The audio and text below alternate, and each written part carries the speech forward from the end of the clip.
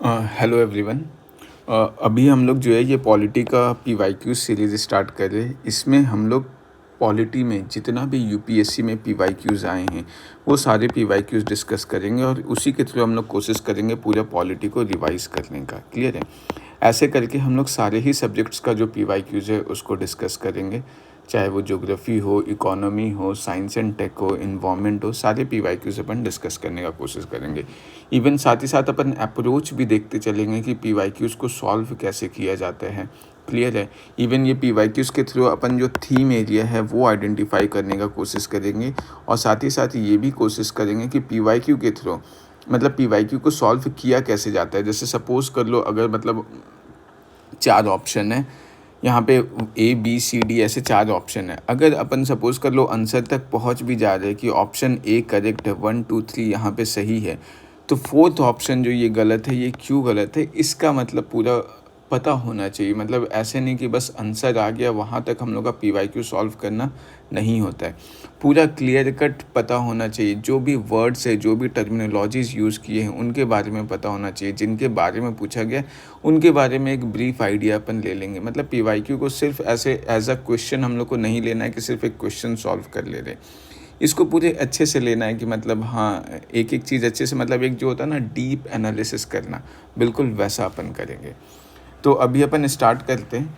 ये जो है ये 2024 में ये क्वेश्चन आया है। ये पहला टॉपिक जो अपन अभी कर रहे हैं वो हिस्टोरिकल बैकग्राउंड है, जिसमें अपन कॉन्स्टिट्यूशन, जो इंडियन कॉन्स्टिट्यूशन का जो हिस्टोरिकल बैकग्राउंड है, जैसे रेगुलेटिंग एक्ट ऑफ 1773 हो गया, चार्टर एक्ट ऑफ 1793 हो गया, चार्टर एक्ट ऑफ 1813 हो गया, चार्टर एक्ट ऑफ 1833 हो गया, 58 हो गया, गवर्नमेंट ऑफ इंडिया एक्ट, फिर गवर्नमेंट ऑफ इंडिया एक्ट जो है 1892 हो गया। मतलब ये सब जो भी है 1909, 1919, 1935, ये सब जितना भी है, इन सब से रिलेटेड जो क्वेश्चंस आ रखा है उनको डिस्कस करेंगे। क्लियर है?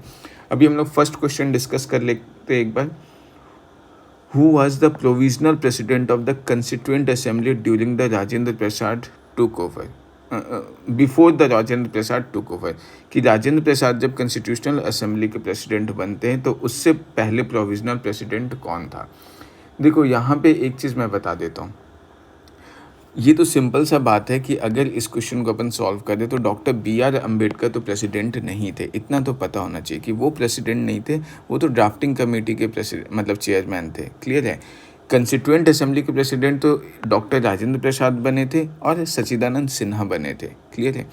लेकिन यहाँ पे एक चीज़ और ध्यान में रखो कि ये जो सच्चिदानंद सिन्हा है, जब स्टार्टिंग में मतलब जब कंस्टिट्यूएंट असेंबली का गठन हुआ था और ये डिसाइड नहीं हुआ था कि प्रेसिडेंट कौन बनेगा, तो फ्रेंच जो कॉन्स्टिट्यूशन है, फ्रेंच में एक ट्रेडिशन है, उसके तहत क्या होता है कि जो भी एल्डेस्ट मेंबर होता है ना हाउस का, उस मेंबर को जो है स्टार्टिंग में जो है वो मतलब प्रेसिडेंट बना दिया जाता है। तो बिल्कुल वैसे ही हुआ था कि कंस्टिट्यूएंट असेंबली जब बना था तो स्टार्टिंग में सच्चिदानंद सिन्हा, क्योंकि सबसे बुजुर्ग सदस्य थे, सबसे एल्डेस्ट मेंबर थे, तो उनको जो है वो प्रेसिडेंट बनाया गया। और ये जब प्रेसिडेंट बनते तो उसके बाद फिर जो है वोटिंग होता है और उस वोटिंग के तहत फिर राजेंद्र प्रसाद को जो है प्रेसिडेंट बना दिया जाता है। तो ये तो हो गया कि अपन आंसर तक पहुँच गए। क्लियर है? बट अब यहाँ पे अपन को जानना होगा, थोड़ा थोड़ा ब्रीफ देख लेते हैं सी राजगोपालाचारी के बारे में, टी कृष्णमाचारी के बारे में और डॉक्टर सच्चिदानंद सिन्हा के बारे में। क्लियर है? देखो यहाँ पे जो सी राजगोपालाचारी है ना, इनके बारे में अगर मैं ब्रीफ इंट्रो दे दूँ तो ये जो है ये नो चेंजेस थे कांग्रेस के। क्लियर है? जब हम लोग देखते हैं नॉन कॉपरेशन मूवमेंट के टाइम में क्या होता है, एक तो होते हैं प्रो मतलब जो चेंज चाहते थे जिनको और दूसरे जो थे वो नो चेंजेस थे। याद आ रहा है? हाँ, अगर हम लोग हिस्ट्री में देखें तो नॉन कॉपरेशन मूवमेंट के बाद ऐसा देखने को मिलता है कि जो इंडियन नेशनल कांग्रेस है वो 2 गुट में डिवाइड हो जाता है। एक था नो चेंजेस, एक था प्रो चेंजेस, जो चेंज को फेवर करते थे। तो ये जो श्री राजगोपालाचारी थे ये नो चेंजेस थे। ये चाहते थे कि जो आंदोलन है वो लगातार चलता रहे, उसमें कोई रुकावट ना हो। और जो स्वराजिस्ट थे वो चाहते थे, जो प्रो चेंजेस थे, जो स्वराजिस्ट थे, वो क्या चाहते थे कि कंस्टिट्यूएंट असेंबली मतलब कंस्टिट्यूएंट असेंबली नहीं, मतलब जो लेजिस्लेटिव काउंसिल है उसमें एंट्री किया जाए, इलेक्शन लड़ा जाए और उसके बाद वहाँ से चेंजेस लाने का कोशिश किया जाए। क्लियर है? तो ये ध्यान में रखना है कि ये जो सी राजगोपालाचारी थे हमारे, ये हमारे नो चेंजर थे। क्लियर है। उसके बाद और इनके बारे में अगर कुछ मैं बता दूं तो 1930 में जो सॉल्ट सत्याग्रह होता है उसमें ये जो है वेदारण्य सॉल्ट सत्याग्रह जो मद्रास प्रोविंस में होता है उसको लीड यही करते हैं। क्लियर है, वेदारण्यम, क्लियर है, वेदारण्यम सत्याग्रह जो है उसको सी राजगोपालाचारी जो है वो लीड करते हैं। एक चीज़ इनके बारे में जो है वो ध्यान में रखने का बात है कि जो 1942 का जो क्विट इंडिया मूवमेंट था उसको ये सपोर्ट नहीं करते। उसका मतलब इनका कहना था कि अगर क्विट इंडिया मूवमेंट जो है इसकी वजह से कहीं ना कहीं इंडिपेंडेंस में हिंड्रेंस आ सकता है, इसीलिए 1942 का क्विट इंडिया मूवमेंट को ये सपोर्ट नहीं करते। और एक चीज़ और है, ये जो सी राजगोपालाचारी हैं बहुत ही ज़्यादा फेमस है CR फार्मूला का। याद आ रहा है, ये CR फार्मूला हिस्ट्री में अपन ने पढ़ा होगा कि ये जो CR फार्मूला था उसके तहत क्या था कि ये जो इंडियन नेशनल कांग्रेस है और मुस्लिम लीग जो है इसके पीछे इन दोनों के बीच में जो डिस्प्यूट था उस डिस्प्यूट को रिजॉल्व करने का कोशिश करते हैं। तो एक बार CR फार्मूला जाकर के पढ़ लेना, क्लियर है, ये बहुत इंपॉर्टेंट है हिस्ट्री पर्सपेक्टिव से। और एक जो और भी ज़्यादा जो सबसे ज़्यादा इम्पॉर्टेंट पॉइंट जो सी राजगोपालाचारी का है वो है कि इंडिया के जो लास्ट गवर्नर जनरल थे, क्लियर है, last governor general of India जो हैं वो हमारे कौन थे, वो हमारे सी राजगोपालाचारी थे। ये 1948 से लेकर के 1950 तक रहते हैं। क्लियर है, तो ये चीज़ ध्यान में रखना है। थोड़ा बहुत अगर सच्चिदानंद सिन्हा के बारे में अगर देख लें तो जो सच्चिदानंद सिन्हा थे ये हमारे मॉडरेट लीडर थे। क्लियर है। अच्छा, एक चीज़ और, ये जो सी राजगोपालाचारी थे ना ये टेम्पल एंट्री मूवमेंट वगैरह ये सब में भी इन्वॉल्व थे, ये चीज़ ध्यान में रखना। ये जो सच्चिदानंद सिन्हा थे ये मॉडरेट लीडर थे। मॉडरेट लीडर मतलब पता ही होगा हिस्ट्री में कि वो लीडर जो मतलब ये बिलीव करता था कि जो भी रिफॉर्म है या जो चेंज है वो कॉन्स्टिट्यूशनल मीन्स के थ्रू आएगा, ये प्रोटेस्ट वगैरह करके नहीं आएगा, या फिर मतलब जो मूवमेंट वगैरह है ये सबसे कुछ भी नहीं होने वाला। क्लियर है। इनका ये सच्चिदानंद सिन्हा का एक फेमस इंग्लिश न्यूज़पेपर है जिस न्यूज़पेपर का नाम है सर्च लाइट। ये सर्च लाइट न्यूज़पेपर जो है ये सच्चिदानंद सिन्हा पब्लिश करवाते थे। और एक चीज़ और है जिसके लिए सच्चिदानंद सिन्हा बहुत फेमस है, जिनको बहुत ज़्यादा रिकॉग्निशन इस चीज़ के लिए नहीं मिलता है। एक्चुअली क्या है कि पहले जो बिहार है वो बंगाल का पार्ट था, तो बिहार को बंगाल से सेपरेट करने के लिए मतलब 1900 के आसपास इनिशियल 1900 में स्ट्रगल चलता है और उस स्ट्रगल को डॉक्टर सच्चिदानंद सिन्हा लीड करते हैं। और 1912 में जब बिहार बंगाल से अलग होता है तो उसमें डॉक्टर सच्चिदानंद सिन्हा जो हैं इनका बहुत बड़ा रोल था। क्लियर है, ये चीज़ ध्यान में रखना है। डॉक्टर BR अम्बेडकर के बारे में बताने का कोई ऐसा खास ज़रूरत है नहीं, आई होप सबको पता होगा। इनके बारे में अगर नहीं पता तो फिर क्या ही प्रिपरेशन कर रहे हो। क्लियर है, मतलब इनको तो जितना डिटेल में पढ़ सकते हैं, गांधी जी हो गए, BR अम्बेडकर हो गए, जितना डिटेल में पढ़ सकते हो उतना अच्छा से कर लो। मेंस के लिए भी ये बहुत इंपॉर्टेंट है और PT में तो है ही। क्लियर है, तो ये चीज़ ध्यान में रखना। TT कृष्णमाचारी जो है इनके बारे में मतलब ऐसा कोई खास इंडिविजुअल ऐसा कोई बहुत नहीं है।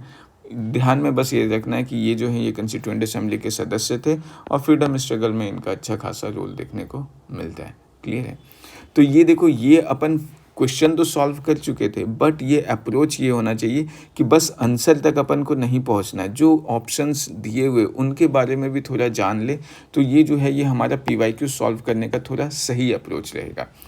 फिर अगर हम लोग सेकंड क्वेश्चन अगर देखें, यहाँ पे क्या बोल रहे हैं, by which one of the following acts was the governor general of Bengal designated as governor general of India. देखो यहाँ पे पूछा है कि किस एक्ट के तहत जो गवर्नर जनरल ऑफ बंगाल का जो पोस्ट था उसका नाम बदल करके गवर्नर जनरल ऑफ इंडिया कर दिया गया। सबसे पहले मैं बता देता हूँ, पहले जो होता था वो हमारा क्या होता था, गवर्नर ऑफ बंगाल होता था। सिंपल जो है वो गवर्नर होता था। क्लियर है, ये गवर्नर जो है ये ईस्ट इंडिया कंपनी का होता था। लेकिन उसके बाद फिर जब बैटल ऑफ बक्सर के बाद जब ईस्ट इंडिया कंपनी का कंट्रोल बंगाल पे होता है और उसके बाद जब 1773 का रेगुलेटिंग एक्ट आता है तो इसके तहत जो डेजिग्नेशन है वो क्या बन जाता है, गवर्नर ऑफ बंगाल बन जाता है। क्लियर है, और उसके बाद फिर ये जो गवर्नर ऑफ बंगाल है 1883 में जो चार्टर एक्ट आता है इसके तहत ये गवर्नर ऑफ बंगाल जो है ये गवर्नर ऑफ इंडिया बन जाता है, गवर्नर जनरल ऑफ इंडिया बन जाता है। क्लियर है। और ये जब गवर्नर जनरल ऑफ इंडिया बनता है तो ये इसलिए बनता है गवर्नर जनरल ऑफ इंडिया क्योंकि 1833 तक अगर हम लोग देखें तो लगभग जो पूरा मतलब ईस्ट इंडिया कंपनी का जो कंट्रोल है लगभग पंजाब वगैरह रीजन को अगर छोड़ दे तो ऑलमोस्ट पूरा इंडिया पे हो जाता है। क्लियर है। और एक चीज़ और यहाँ पे ध्यान में रखना है कि 1833 में क्या है कि जो सेंट्रलाइजेशन है ये सेंट्रलाइजेशन पूरा पीक पे चला जाता है। इसका मतलब क्या है कि जितना भी जो गवर्नर था अलग अलग प्रोविंस का, जैसे मद्रास हो गया, बॉम्बे हो गया या और भी अन्य जितने भी प्रोविंस थे, वो सारे प्रोविंस के जो गवर्नर जनरल थे वो सब के सब अब किसके अंडर आ जाते हैं, वो सब इस गवर्नर जनरल ऑफ बंगाल, जिसका नाम अब गवर्नर जनरल ऑफ इंडिया हो गया, उसके अंदर आ जाते हैं। क्लियर है। ये चीज़ ध्यान में रखना, मतलब सेंट्रलाइजेशन जो है ये हम लोग को 1833 के चार्टर एक्ट में पीक में देखने को मिलता है। और फिर ये जो गवर्नर जनरल ऑफ बंगाल का जो डेजिग्नेशन था 1833 के बाद, ये जब 1858 का गवर्नमेंट ऑफ इंडिया एक्ट आता है तो इस एक्ट के बाद इसका नाम क्या हो जाता है, voice Roy and governor general of India. Clear है। गवर्नर जनरल ऑफ इंडिया ये नाम क्यों आता है, क्योंकि 1857 का जब रिवोल्ट हुआ था तो उसके बाद ईस्ट इंडिया कंपनी का जो रोल है, एडमिनिस्ट्रेटिव रोल, वो पूरे तरीके से ख़त्म हो जाता है और इसको पूरा टेक ओवर जो है वो कौन कर लेता है, क्वीन कर लेते हैं। क्लियर है। जो ईस्ट इंडिया कंपनी के जो ब्रिटेन के क्वीन थे, जब क्राउन था वो क्राउन पूरा टेक ओवर कर लेता है। अब चूँकि क्राउन के बिहाफ पे इंडिया पे किसी को भेजा जाएगा, किसी एक एडमिनिस्ट्रेटर को भेजा जाएगा, इसीलिए जैसे होता है ना कैप्टन है तो वाइस कैप्टन, तो उसी तरह क्राउन जो है वो क्या है, रॉयल है। तो इसके बिहाफ पे इंडिया पे जो एडमिनिस्ट्रेटर रूल करेगा उसको हम लोग क्या बोलेंगे, वॉइस रॉय बोलेंगे। एक तरीके से ये वाइस कैप्टन था। क्लियर है। तो ये चीज़ ध्यान में रखना है, voice Roy and governor general of India.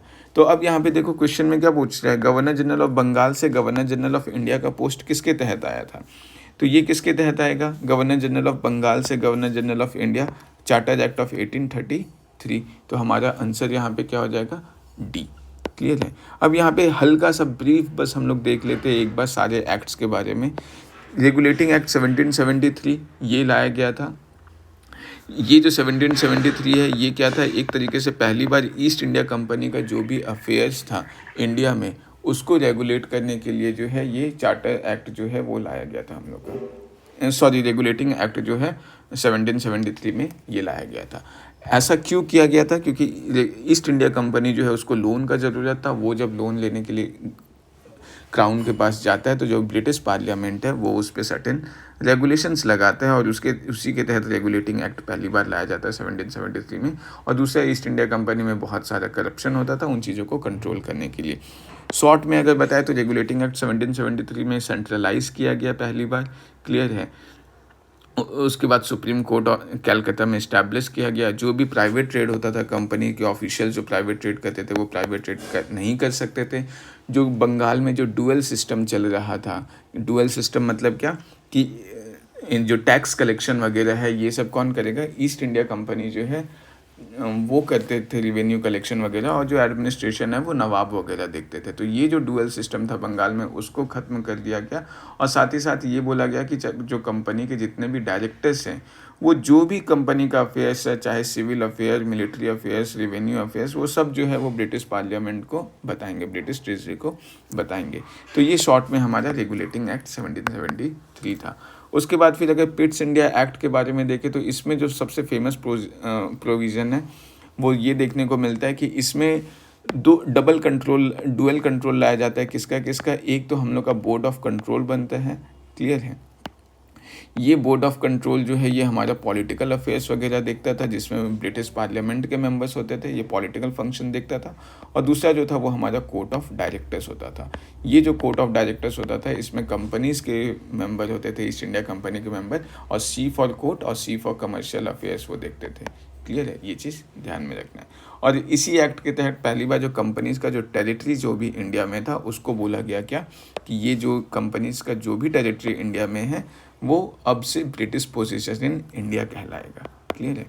ये हो गया। उसके बाद अगर चार्टर एक्ट 1793 का देखें तो ये क्यों फेमस है, ये इसलिए फेमस है क्योंकि ईस्ट इंडिया कंपनी का जो मोनोपोली था अभी तक इंडिया में ट्रेड करने का, जो क्वीन के द्वारा दिया गया था ईस्ट इंडिया कंपनी को क्राउन के द्वारा, उसको 20 साल के लिए एक्सटेंड कर दिया गया। मतलब ये बोला गया कि 20 साल तक ही आगे एक्सटेंड है, उसके बाद फिर सोच विचार किया जाएगा कि आगे फर्दर एक्सटेंशन इसको देना है या नहीं देना है। क्लियर है, ये चीज़ ध्यान में रखना। और एक और किस लिए फेमस है, तो परमानेंट सेटलमेंट जो है उसके लिए भी चार्टर एक्ट 1793 जो है वो फेमस है। क्लियर है।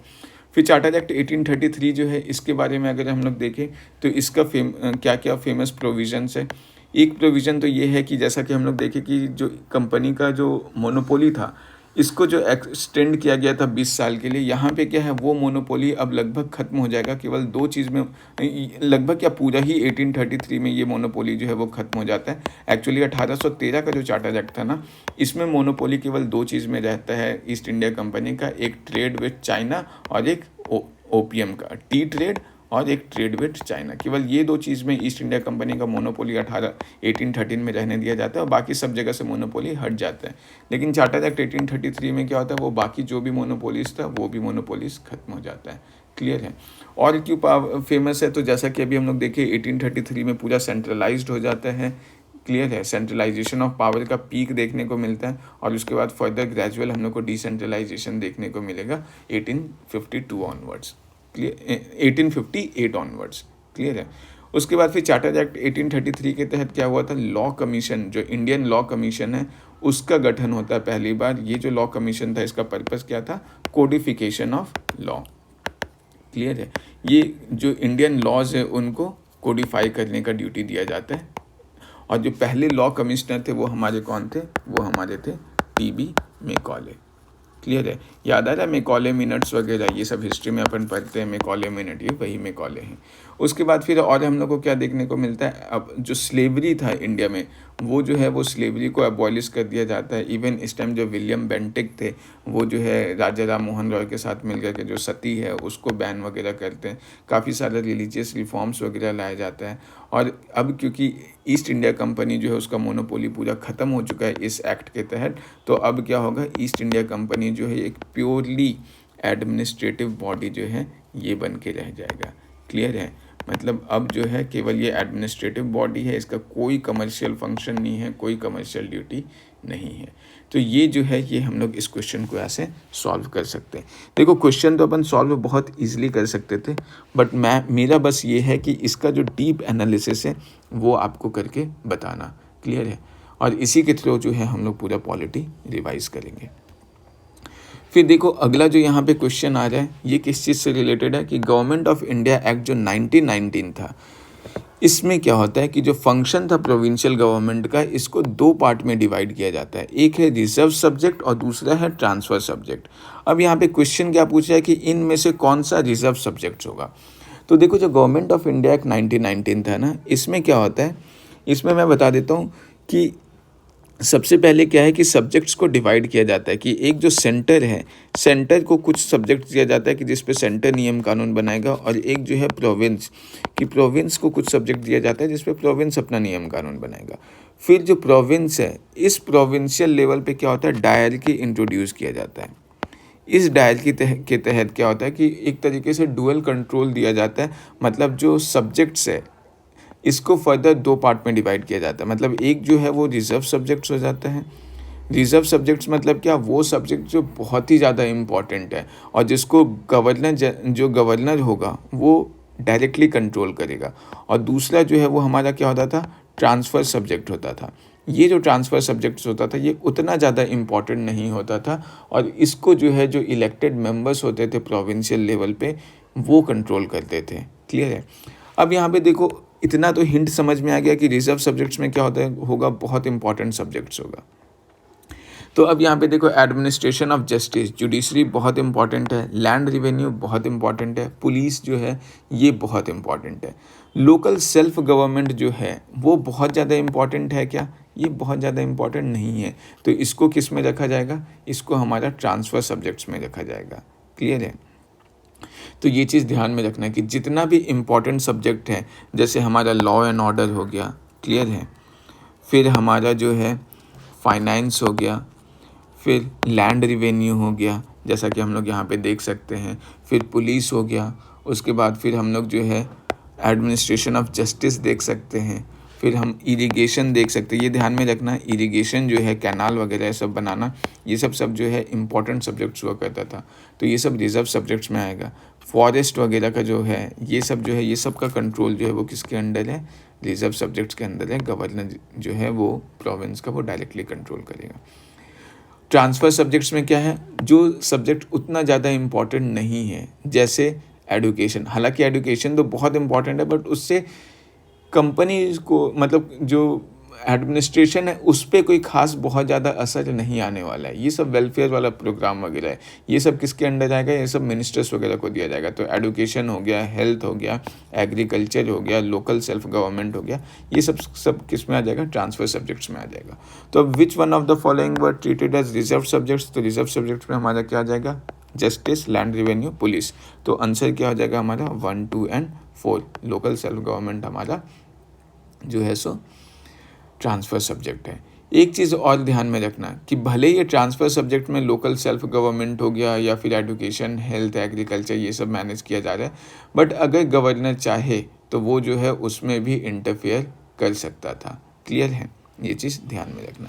कुछ इंपॉर्टेंट पॉइंट्स जो है वो गवर्नमेंट ऑफ इंडिया एक्ट जो 1919 है इसके बारे में मैं बता देता हूँ।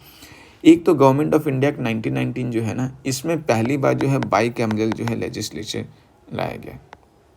जो जैसे अभी पार्लियामेंट में होता है ना, राज्यसभा लोकसभा, तो बिल्कुल वैसे ही अभी यहाँ पे बाई कैमरल लेजिस्लेचर जो है वो लाया जाएगा। एक जो है वो हमारा काउंसिल ऑफ स्टेट होगा, क्लियर है, जो हमारा एक तरीके से अपर हाउस होता था, और दूसरा जो है वो हमारा लेजिस्लेटिव असेंबली होता था। क्लियर है, ये जो है ये हमारा लोअर हाउस की तरह काम करता था।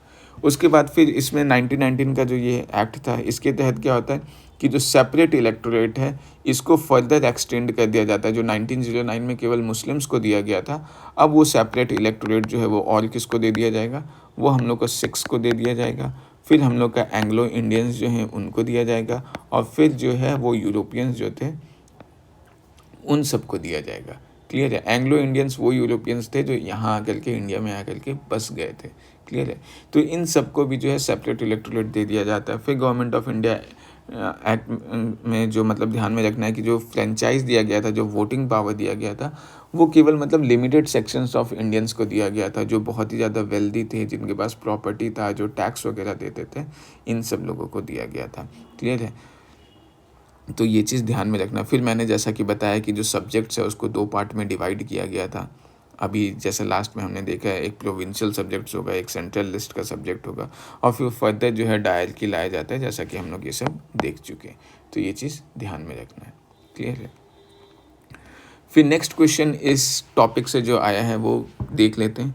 Distribution of power between the centre and the state in the Indian constitution is based on the scheme provided in the, देखो यहाँ पे क्या बोल रहे हैं, सेंटर और स्टेट्स के बीच में जो डिस्ट्रीब्यूशन ऑफ पावर है वो किस स्कीम के तहत या किस एक्ट के तहत यहाँ पे लाया गया था। तो अभी मैंने बताया कि यहाँ पे ध्यान में रखना है कि नॉर्मली जो है ना, जो डिस्ट्रीब्यूशन ऑफ पावर है वो जो सेंट्रल और प्रोविंशियल लिस्ट में जो आया था वो हालांकि 1919 में आया था, बट जो पूरा कंप्लीट जो डिस्ट्रीब्यूशन है, मतलब वहाँ पे ऐसा पूरा कंप्लीटली बताया नहीं गया था, बट कम्प्लीटली जो ऐसा बताया जाता है ना कि ये सेंट्रल लिस्ट है, ये कॉन्करेंट लिस्ट है, ये जो है ये स्टेट लिस्ट है, इस तरीके से कम्प्लीटली जैसा अभी 7th शेड्यूल में होता है, ये जो है ये हम लोग को कब देखने को मिलता है, ये गवर्नमेंट ऑफ इंडिया एक्ट जो है ये 1935 में देखने को मिलता है। इवन ऐसा कहा भी जाता है कि जो हम लोग का 7th शेड्यूल है, इस 7th शेड्यूल में जो ये लिस्ट है, मतलब यूनियन लिस्ट, सेंट्रल लिस्ट और कॉन्करेंट लिस्ट, ये कहीं ना कहीं इंस्पायर्ड जो है ये बोला जाता है कि 1935 एक्ट से है, जो कि मतलब ऑस्ट्रेलियन कॉन्स्टिट्यूशन वगैरह में भी हम लोग को देखने को मिलता है। क्लियर है, तो ये चीज़ ध्यान में रखना है कि जो डिस्ट्रीब्यूशन ऑफ पावर था सेंटर और स्टेट्स के बीच में जो इंडियन कॉन्स्टिट्यूशन में है वो कहाँ से इन्फ्लुएंस्ड है, तो गवर्नमेंट ऑफ इंडिया एक्ट 1935 से इन्फ्लुएंस है। गवर्नमेंट ऑफ इंडिया एक्ट 1935 के बारे में हम लोग कुछ इम्पॉर्टेंट पॉइंट्स देख लेते हैं। जैसे देखो अभी क्या है कि हम लोग गवर्नमेंट ऑफ इंडिया एक्ट 1919 में क्या देखे, बाई कैमरल लेजिस्लेचर लाया जाता है सेंट्रल में। अभी क्या करेगा कि जो बाई कैमरल लेजिस्लेचर था ये जो है ये हम लोग को कहाँ इंट्रोड्यूस किया जाएगा, कुछ प्रोविंस में भी इंक्लूड किया जाएगा। प्रोविंस जैसे हमारा मद्रास हो गया, बंगाल हो गया, बॉम्बे हो गया, ये सब में भी इंक्लूड किया जाएगा। फिर जो फेडरल कोर्ट है, जो आज का जो सुप्रीम कोर्ट जो होता है, ये फेडरल कोर्ट भी जो है इसी टाइम इंट्रोड्यूस किया जाएगा गवर्नमेंट ऑफ इंडिया एक्ट 1935 में। लेकिन एक चीज़ ध्यान में रखना, जैसे अभी सुप्रीम कोर्ट जो है ना, ये हाईएस्ट कोर्ट ऑफ अपील है। उस टाइम पे भले ये फेडरल कोर्ट बनाया गया, बट ये जो फेडरल कोर्ट था ये हाईएस्ट कोर्ट ऑफ अपील नहीं था। हाईएस्ट कोर्ट ऑफ अपील जो इंडिया में होता था वो हमारा प्राइवी काउंसिल होता था। क्लियर है। फिर जैसे अभी जो यूपीएससी होता है ना, पब्लिक सर्विस कमीशन, तो वैसे ही उस टाइम जो सेंट्रल पब्लिक सर्विस कमीशन होता था, सेंट्रल पब्लिक सर्विस कमीशन ये सब हो गया। ये सब जो पब्लिक सर्विस कमीशन है जिसका काम होता था रिक्रूटमेंट करना, क्लियर है, या एडमिनिस्ट्रेशन व्यवस्था को देखना, तो इसका भी स्थापना जो है इसी टाइम होता है। उसके बाद फिर हम लोग को क्या देखने को मिलता है कि जो बाईकैमरल लेजिस्लेचर है सेंटर में, उसमें ज्वाइंट सिटिंग का प्रोविज़न देखने को मिलता है कि जैसे अभी लोकसभा है, राज्यसभा है, इनमें अगर मतलब कुछ भी ऐसा डेडलॉक आ जाता है किसी भी डिसीजन को लेके, किसी भी एक्ट या बिल को लेकर के, तो वैसे में ज्वाइंट सिटिंग होता है। और उस ज्वाइंट सिटिंग को कौन प्रिसाइड करता है? स्पीकर करता है। तो वैसा ही सिमिलर बेसिस पे ये जो ज्वाइंट सिटिंग का जो प्रोविज़न है वो इंट्रोड्यूस किया जाता है। उसके बाद फिर हम लोग और क्या देखते हैं, जो काउंसिल ऑफ इंडिया था, क्लियर है, ये ध्यान में रखना, जो गवर्नमेंट ऑफ इंडिया एक्ट जो 1858 जो आया था ना, इस गवर्नमेंट ऑफ इंडिया एक्ट 1858 के तहत क्या होता था कि जो सेक्रेटरी ऑफ स्टेट है उसको एडवाइस करने के लिए एक काउंसिल ऑफ इंडिया बनाया गया था। उस काउंसिल ऑफ इंडिया को जो है ये 1935 का जो एक्ट है उसमें अपॉइलिश कर दिया जाता है। तो ये चीज़ ध्यान में रखना है। क्लियर है। तो ये जो है लगभग हम लोग इम्पॉर्टेंट पॉइंट देख ही लिए हैं। कुछ और इम्पॉर्टेंट पॉइंट क्या है कि जो डायरकी जो प्रोविंस में जो था, वो प्रोविंस के डायरकी को प्रोविंशियल डायरकी जो था, प्रोविंशियल डायरकी जो है वो हमारा अबॉलिश कर दिया जाता है और प्रोविंस को जो है कहीं ना कहीं ऑटोनॉमी दे दिया जाता है। और ये जो डायरकी था जो प्रोविंस में जो था, ये प्रोविंस से हटा करके किसको दे दिया जाता है डायरकी? ये डायरकी हमारा सेंटर में इंक्लूड कर दिया जाता है। और ये किसके रिकमेंडेशन पे किया गया था? ये जो है जो साइमन कमीशन आता है उसके रिकमेंडेशन पे ये किया गया था। क्लियर है, ये चीज़ ध्यान में रखना है। फिर एक और इम्पॉर्टेंट पॉइंट है कि जो प्रिंसली स्टेट्स है उनको ऑप्शन दिया जाता है कि वो फेडरेशन को ज्वाइन करे, ऑल इंडिया फेडरेशन को। क्लियर है, ऑल इंडिया फेडरेशन का गठन किया जाता है, लेकिन प्रिंसली स्टेट्स उसको ज्वाइन नहीं करते हैं, रिफ्यूज़ कर देते हैं, जिसकी वजह से वो उतना सक्सेसफुल होता नहीं है। लेकिन ये कुछ इंपॉर्टेंट पॉइंट्स था गवर्नमेंट ऑफ इंडिया एक्ट 1935 का। ये सिर्फ और सिर्फ एक रिवीजन पर्सपेक्टिव से मैंने बताया है, डिटेल में आप एक बार इसको देख लेना, बहुत ज़्यादा इंपॉर्टेंट है। अगर एग्जामिनेशन पर्सपेक्टिव से मैं बोलूँ तो जो गवर्नमेंट ऑफ इंडिया एक्ट 1935 है और जो गवर्नमेंट ऑफ इंडिया एक्ट 1919, ये दोनों बहुत ज़्यादा इंपॉर्टेंट है। क्लियर है। फिर अब हम आ जाते हैं नेक्स्ट क्वेश्चन पे। देखो, अगर हम लोग ये वाला क्वेश्चन देखें, in the federation established by the government of India act 1935, जो गवर्नमेंट ऑफ इंडिया एक्ट 1935 का जो फेडरेशन था उसमें रेसिडुअरी पावर्स किसको दिया गया था? अभी देखो, अभी रेसिडुअरी पावर्स किसको दिया जाते हैं? सेंट्रल गवर्नमेंट के पास है, पार्लियामेंट के पास है। क्लियर है। रेसिडुअरी पावर्स का मतलब क्या है? जैसे एक तो हमारा सेंट्रल लिस्ट हो गया, एक जो है स्टेट लिस्ट हो गया, एक हमारा कॉन्करेंट लिस्ट हो गया। लेकिन इसके अलावा अगर कोई जो सब्जेक्ट है जो तीनों में नहीं आ रहा है तो वो रेसिडुअरी सब्जेक्ट्स हो जाता है। उस पर नियम कानून बनाने का हक किसका होगा? उस पर नियम कानून अभी कौन बनाता है? सेंट्रल गवर्नमेंट, पार्लियामेंट बनाता है। तो ये तो वो बनाएगा ना जो सुप्रीम है। तो अब इन चारों में देखो, इन चारों में सुप्रीम कौन है? इन चारों में सुप्रीम गवर्नर जनरल नहीं है? बिल्कुल है। तो ये पावर किसके पास होगा? गवर्नर जनरल के पास होगा। क्लियर है। जो वाइसरॉय थे, गवर्नर जनरल ऑफ इंडिया थे, वो रेसिडुअरी सब्जेक्ट्स के पास ऊपर पावर बनाएंगे। ये क्वेश्चन बिल्कुल कॉमन सेंस से सॉल्व किया जा सकता है। क्लियर है। फिर यहाँ पे देख लो, in the context of Indian history the principle of diarchy. Diarchy का मतलब क्या था? अभी हमने देखा डायरकी का मतलब क्या है कि दो लोगों का शासन है। क्लियर है। और वो भी जो प्रोविंस में जो मतलब जो रूल था उसको दो पार्ट में बांटा गया था, एक रिजर्व सब्जेक्ट और एक ट्रांसफर सब्जेक्ट में। तो अब यहाँ पे हम लोग देख लेते हैं division of central legislature into two house. ये तो बाईकैमरलिज्म है जो गवर्नमेंट ऑफ इंडिया 1919 में इंट्रोड्यूस किया गया था, ये तो नहीं होगा। Introduction of double government, that is central government and state government, ये भी नहीं है। Having two sets of ruler, one in London and another in Delhi, ऐसा था क्या डायरकी का मतलब? ये भी नहीं था। क्या था, division of the subjects delegated to the province into 2 categories, कि प्रोविंस को जो भी सब्जेक्ट्स दिया गया है इसको 2 पार्ट में बांटा गया था, एक था हमारा रिजर्व और दूसरा था हमारा ट्रांसफ़र। तो ये हमारा डायलकी का मतलब था। फिर एक और देख लो, गवर्नमेंट ऑफ इंडिया एक्ट 1919 से क्या क्वेश्चन आया है, इसमें क्लियरली डिफाइन किया गया है क्या, separation of power between judiciary and legislature, jurisdiction of central and provincial government. देखो जो jurisdiction of central and provincial government जो है ना, ये 1919 में बताया गया था।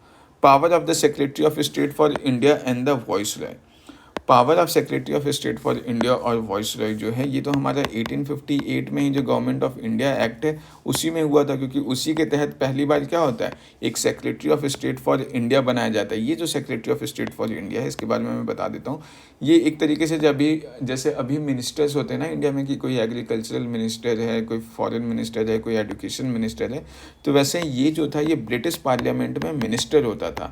और ये जो मिनिस्टर है इसका जो काम क्या होता था, इंडियन अफेयर्स को देखना, तो इसको secretary of state for India बोलते थे। क्लियर है। और इसको इंडिया में कौन रिप्रेजेंट करता था, इसको इंडिया का जो वॉइसरॉय है वो असिस्ट करता था। क्लियर है, ये चीज़ ध्यान में रखना है।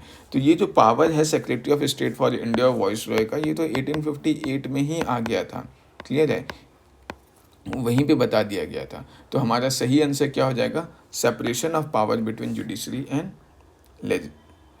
Jurisdiction of the central and provincial government. ये देखो जुडिशरी और लेजिस्लेचर के बीच में भी जो सेपरेशन ऑफ पावर है ना, वो हम लोग को बहुत पहले ही देखने को मिल जाता है। क्लियर है, तो ये चीज़ ध्यान में रखना है। फिर अब हम लोग आ जाते हैं नेक्स्ट क्वेश्चन पे, who among the following was the chairman of the constitution committee of the constituent assembly. देखो यहाँ पे क्या बोला है कि जो कंस्टिट्यूशन कमेटी है उसका चेयरमैन कौन है। तो देखो एक चीज़ तो सिंपल सा है, इतना तो ध्यान में रखना है कि कंस्टिट्यूशन कमेटी जो है ये बहुत ही इंपॉर्टेंट कमेटी है। अब यहाँ पे 4 मेंबर्स हैं, इन चारों मेंबर्स में वही मेंबर्स इसका हेड होगा जो बहुत इंपॉर्टेंट है। एक तो BR अम्बेडकर हो गए, एक जवाहरलाल नेहरू हो गए। इम्पॉर्टेंट तो हालांकि ये सारे के सारे हैं, बट मोस्ट फेमस नेम अगर हम लोग देखें तो यही या तो BR अम्बेडकर हो सकते हैं या जवाहरलाल नेहरू हो सकते हैं। BR अम्बेडकर जो थे वो किसके हेड थे, ये ड्राफ्टिंग कमेटी के हेड थे।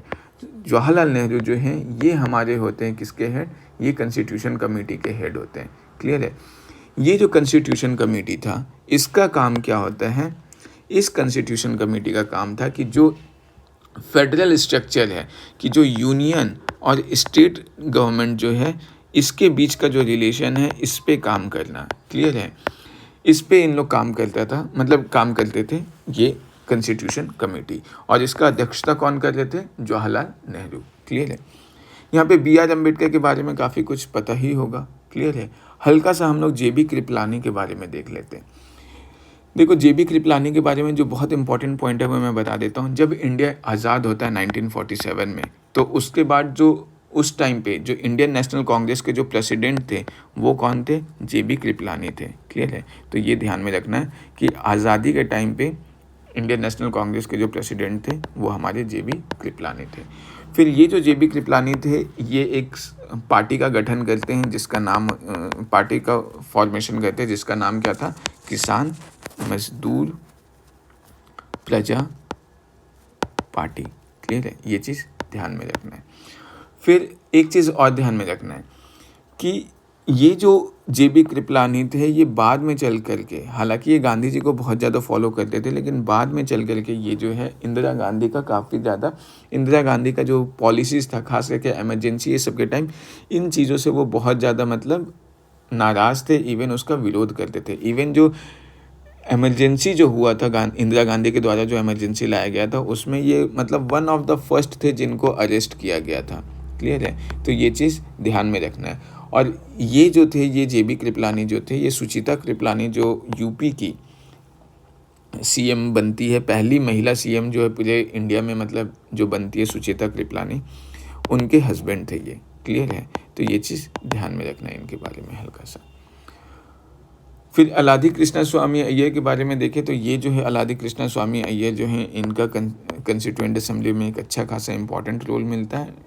डिटेल बहुत ज़्यादा ऐसा कुछ इनका खास हिस्ट्री या इनके बारे में कोई ऐसा खास पॉइंट्स है नहीं। क्लियर है, फिर आ जाओ, अब हम लोग यहाँ पे देख लेते हैं, ये मैच द फॉलोइंग है। यहाँ पे क्या है, items in the Indian constitution और country from which it was derived. अब यहाँ पे देखो, फंडामेंटल राइट जिसको बिल ऑफ राइट्स बोलते हैं, ये तो सबको पता ही होगा कि ये कहाँ से इंस्पायर्ड है, यूनाइटेड स्टेट्स ऑफ अमेरिका। इसमें तो गलती नहीं होना चाहिए कि फंडामेंटल राइट्स हमारा यहाँ से इंस्पायर्ड है। क्लियर है। फिर अगर हम लोग देखें, India as a union of states with greater power to the union, अगर हम लोग देखें कि ये जो है इंडिया जो फेडरल स्ट्रक्चर है, मतलब यहाँ पे क्या यूनियन ऑफ स्टेट्स है, जिसमें मतलब जो यूनियन है उसको ज़्यादा पावर दिया गया है। ये किससे इंस्पायर्ड है? ये कहीं ना कहीं कनाडा से इंस्पायर्ड है, क्योंकि यूएसए में क्या है, यूएसए में ये देखने को मिलता है कि जो स्टेट गवर्नमेंट है उसके पास भी बहुत ज़्यादा पावर है, बट इवन रेसिडुअरी पावर्स जो है वो भी देखने को मिलता है स्टेट गवर्नमेंट के पास है, बट ये चीज़ यहाँ पे हम लोग को देखने को नहीं मिलता है। क्लियर है। तो ये ध्यान में रखना है कि ये इंस्पायर्ड कनाडा से है। फिर concurrent list in the union state, अभी मैंने बताया था, ये कहाँ से इंस्पायर्ड है, ये हमारा ऑस्ट्रेलिया से इंस्पायर्ड है। Directive principle of state policy, ये भी बहुत फेमस है, ये आयरलैंड से इंस्पायर्ड है। क्लियर है। तो अब यहाँ पे क्या हो जाएगा, देखो ए का आंसर, ये ए और बी तो बहुत ईजी था कि जो फंडामेंटल राइट है वो तो यूनाइटेड स्टेट ऑफ अमेरिका से होगा, तो बी का 5 होना चाहिए। बी का 5 किस किस में है, ये बी में है और डी में है। उसके बाद फिर अगर हम लोग देखें directive principle of state policy Ireland से, तो ए का 3 होना चाहिए। ए का 3 चलो दोनों में है। उसके बाद फिर अगर हम लोग देख लें तो concurrent list in the union state relation, C का 1 हो जाएगा, तो सी का 1 हमारा आंसर जो है वो डी हो जाएगा। क्लियर है। तो ये चीज़ ईजी था, बहुत डिफ़िकल्ट नहीं था, ये ध्यान में रखना। अब यहाँ पे देखो कुछ कुछ और चीज़ मैं बता देता हूँ, जैसे parliamentary system of the government किससे इंस्पायर्ड है, तो यूनाइटेड किंगडम से इंस्पायर्ड है। प्रेसिडेंट जो है वो सुप्रीम कमांडर होता है आर्म्ड फोर्सेस का, ये कहाँ से इंस्पायर्ड है, तो वो यूएसए से इंस्पायर्ड है। क्लियर है। इमरजेंसी प्रोविज़न जो अभी इंडिया में होता है, ये इमरजेंसी प्रोविजंस कहाँ से इंस्पायर्ड है, तो ये जर्मनी से, जर्मनी का जो वेमाल कॉन्स्टिट्यूशन था उससे इंस्पायर्ड है। जो procedure of amendment of the constitution है, क्लियर है, procedure of amendment of the constitution जो है ये हमारा कहाँ से इंस्पायर्ड है, ये हमारा साउथ अफ्रीका से, साउथ अफ्रीका से इंस्पायर्ड है। क्लियर है। तो ये चीज़ ध्यान में रखना है। ये कुछ कुछ पॉइंट्स है जिसको एक बार देख लेना है। तो ये जो था, ये हिस्टोरिकल अंडरपिनिंग जो है, हिस्टोरिकल बैकग्राउंड वाला जो चैप्टर है, इससे ये वो कुछ टॉपिक्स थे जो PYQs में आ रखे हैं। क्लियर है। इनको आप एक बार देख लेना। जैसा कि मैंने बताया कि इस एक्ट में, इस चैप्टर में गवर्नमेंट ऑफ इंडिया एक्ट 1919 और 1935 जो है ये दोनों बहुत ज़्यादा इंपॉर्टेंट है। घुमा फिरा के हिस्ट्री वगैरह में भी काफ़ी बार इससे क्वेश्चन, इन दोनों से क्वेश्चंस पूछा गया है, तो इन दोनों को तो बहुत अच्छे से कर लेने, लेकिन इस चैप्टर को एक बार कर लेने। अगर देखा जाए तो क्वेश्चन जो है अक्सर पूछ लिया ही जाता है। क्लियर है। तो बस इतना ही। Thank you very much for watching this video.